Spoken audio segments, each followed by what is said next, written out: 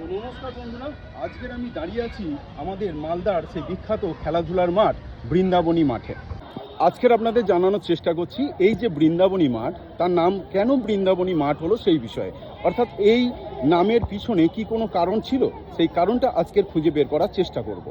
মালদার বেশ কিছু বিশেষজ্ঞদের সঙ্গে অর্থাৎ প্রবীণ নাগরিকদের সঙ্গে কথা বলে জেনেছি যে এই নামের পিছনে অনেক কারণ আছে, তারা অনেক কারণ দেখিয়েছেন।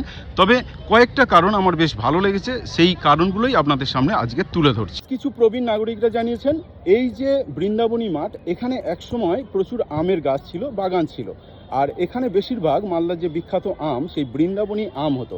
তো সেই বৃন্দাবনী আম থেকেই এই মাঠের নামকরণ হয়েছে বৃন্দাবনী মাঠ। তবে দ্বিতীয় যুক্তিটা আমার কাছে খুব গুরুত্বপূর্ণ লেগেছে।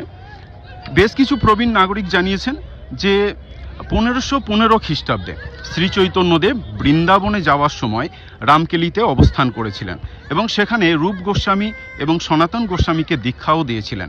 এবং সেই যাওয়ার পথে এই জায়গায় অর্থাৎ বর্তমানের যে বৃন্দাবনী মাঠ, এই জায়গায় কিছুক্ষণ অবস্থান করেছিলেন, অর্থাৎ কিছুক্ষণ রেস্ট নিয়েছিলেন। শ্রী চৈতন্যদেব যেহেতু বৃন্দাবন যাওয়ার পথে আমাদের এই বৃন্দাবনী মাঠের কোনো একটা জায়গায় রেস্ট নিয়েছিলেন, তাই এই মাঠের নামকরণ হয়েছে বৃন্দাবনী মাঠ।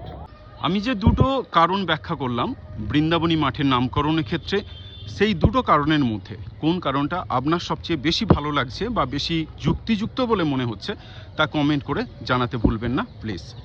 আমার বলা দুটো কারণ ছাড়া আরও যদি কোনো কারণ আপনাদের মনে থাকে বা মনে হয় বা যুক্তিপূর্ণ বলে মনে হয়, আপনারা কমেন্ট করে অবশ্যই জানাবেন, তাতে আমরা সবাই সমৃদ্ধ হব। ধন্যবাদ সবাইকে।